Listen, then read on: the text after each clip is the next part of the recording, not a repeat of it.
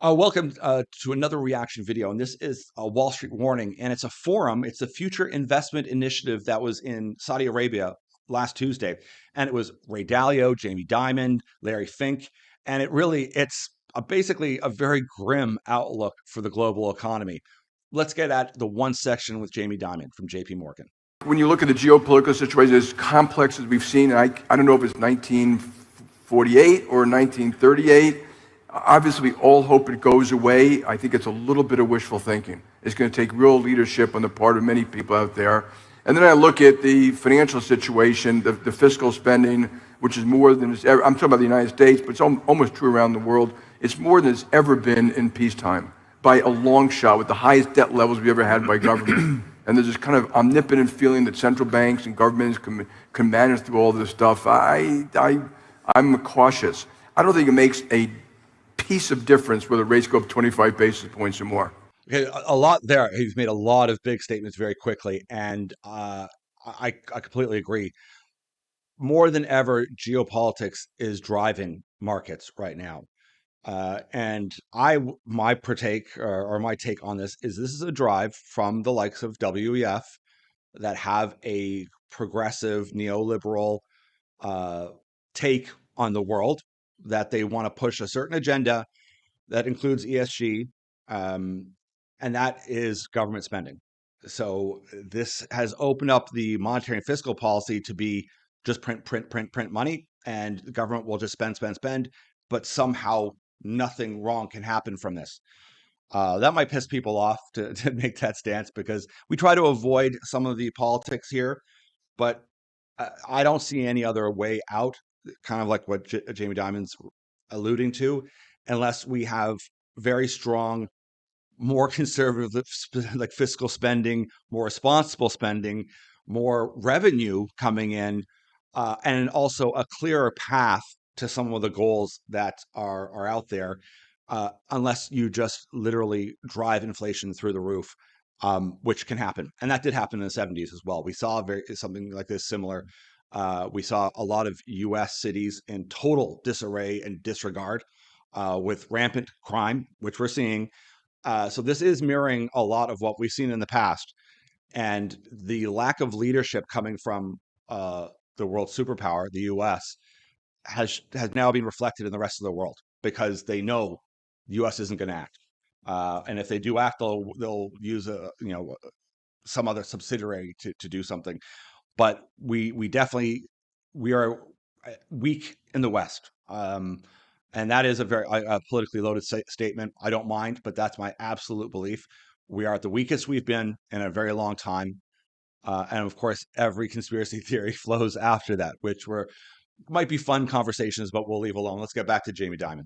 I think whether the whole curve goes up 100 basis points, I urge people, be prepared for it. I don't know if it's going to happen. But I look at what we're seeing today more like the 70s. A lot of spending, a lot of it's going to be wasted. I'm in favor of this whole ESG effort. On the other hand, if you look at the way we're going about it, it's almost like governments want to whack them all and force it, but no carbon taxes, no rational way to go about it. So I on the surface, some of the ESG stuff, of course, is fine. I think if we do things with an environmentally conscious plan, is absolutely great. I would say that, yeah, I mean, the S and the G, if you don't look into it, I mean, societal and governance, that sounds great. Except that S and G is basically a type of Marxism. It really is. If you actually look into what they want and what they're saying, it's doomed to fail. It won't work.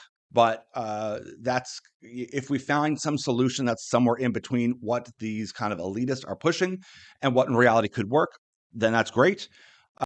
I like that at one of these events, someone said, let's change out the S for security, which I think is far more important, because technologically, the security of your computer, of all of these Internet of Things, of AI, of all these devices, is going to be far more important, as far as I'm concerned, than attempting to solve societal issues with a government, and like with a hammer. It's not good.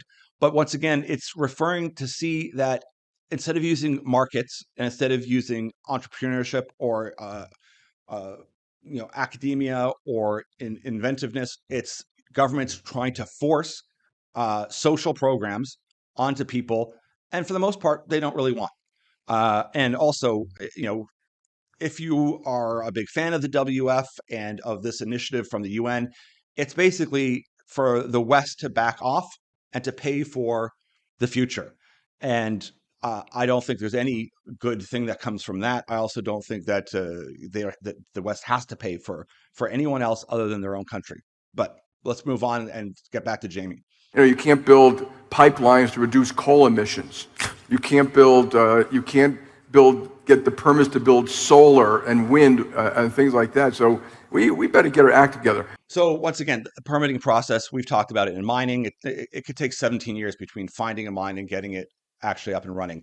And you need all those critical metals and elements to make any of these things happen. Whether it's nuclear, you need uranium. Whether it's the solar panel plates, you need silver. So we know that. And the process to get that done is terrible. We actively see different states in the U.S. trying to stop, whether it's like hydrogen deals or a mining site or a helium deal.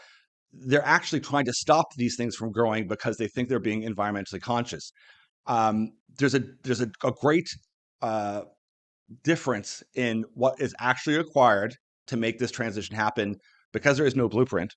There's just an idea of doing something, and also the idea of an actual transition. The idea that the West is just going to stop using oil and gas is silly. They're not.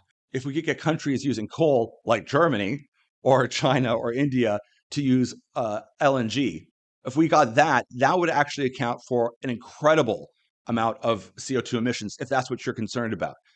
There's plenty of paths that could be done if that was actually the solution. But that begs the question, has this got anything to do with actual emissions, or is this some other bigger plan scheme? Once again, that's where, when you don't have information, you don't have strong leadership, and you've got all of these nefarious types of meetings with globalists, that's where all conspiracies brew. And it's hard to know what the actual truth is, and it's hard to get people on side, and especially whenever the battle lines are drawn in, like, literally politically. It's easy if I know someone is an absolute fervent believer in the climate narrative. I know exactly what they believe in from everything down the line. And of course, the opposite is true. That doesn't make any sense. That says propaganda more than reality. Let's move on. I'm hopeful when I listen to all the R&D, see it around the world, we will make the breakthroughs we need to beat climate. But it's going to be a day later and longer than it should be because of our own basic incompetence. I also want to add one last thing. I'm taking it from Bob Gates. To fix this, it's going to take real leadership from the Western world, in particular America, but leadership which is not just military, diplomatic, development, finance. And this development finance, I don't know if Ajay's still here, what we need in development finance dwarfs what governments can do. So it can't be done without private capital, and private capital isn't going to come in if you build something that gets taken from a government. The positive thing to take from what Jamie Dimon's saying here is that there are lots of solutions. That's what I like to remind people when they feel a bit kind of black-pilled and really down and desperate with all the chaos that's out there. Say, listen, there are plenty of brilliant people with incredible solutions to everything from cleaner concrete to green energy, you name it. It doesn't get any play in media. They're not interested in promoting any of these things. It would take almost no effort from the Canadian government, the US government, to really start promoting, like, listen, here are the solutions. And not only should you get involved, because what should be happening is they should be encouraging not to take your tax dollars and for them to invest, is they should be encouraging you and making it easy for you to get involved, to put your own money in, because when this takes off and when it starts going, there'll be a lot of money to be made. And people should also be a part of that, rather than it just being the government who's putting your tax dollars on your quote unquote behalf, and you're not seeing anything from it. So a great insight from Jamie Dimon. Let's just finish this off as well. One of the reasons I think these events are positive, but I would be quite concerned. And the other thing about when you look at economics, I think people prepare for possibilities and probabilities, not calling one course of action since. I've never seen anyone call it. I want to point out that central banks 18 months ago were 100% dead wrong. Okay, so maybe there should be humility about financial forecasting. I would be quite cautious about what might happen next year. So just very interesting to see the look of kind of shock and horror there at the end from Mr. Jamie Dimon's comments. But there's a lot of work to be done. Yes, there's been a lot more wrong than right. And really, we've seen that in the last 4 years. There's been more wrong and more misinformation by your mainstream news, by the general narrative as basically being wrong. Once again, that's going to piss off a lot of people, but hey, facts are facts. And I think we need to have a clearer step back. It doesn't mean that one has to completely switch their point of view on the world or anything, but just kind of say, if I'm really concerned about, climate change and this and whatnot, what are the solutions and how can I help to get those solutions going? What can I do rather than, some of these places that are spray painting buildings or destroying works of art or sitting in front of traffic in roadways. Eventually, people are going to get killed, and that doesn't help. None of that helps. That's not good. And once again, that looks more like political propaganda and less like actual solutions or people who are even interested in solutions. So we're living in a very chaotic time. It's going to continue. I think we get that from this group of people that, once again, we must understand they know their audience. You and I are not their audience. Like they're not. This is not a global forum for retail public or mom and dad or Joe Farmer. They're not speaking to you. You're not their client. And I know that might sound harsh, but you have to remember these people that run investment banks, that run major funds, they're speaking to their clients. You don't have any money. Like even if you have $5 million, that's not going to move the needle. So they're speaking to their clients, letting their clients and those people at that level what they're planning to do. And that's a tough conversation, and it's a good realization that people need to have when they're watching any of these things. Because if they're looking at the economy from a certain point of view, they don't care if there's inflation for the average person. It's not affecting them. It may affect their business in other ways, but they would have specific conversations to those groups on calls.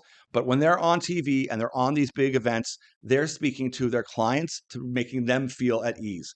And once again, we're not their clients. That might sound like I'm disillusioned or that I'm taking something away from it, but it isn't. It's just like anyone says, know your audience. Anyways, we'll look forward to watching another reaction video. There's lots of stuff happening. Shoot us a comment and tell us what you think.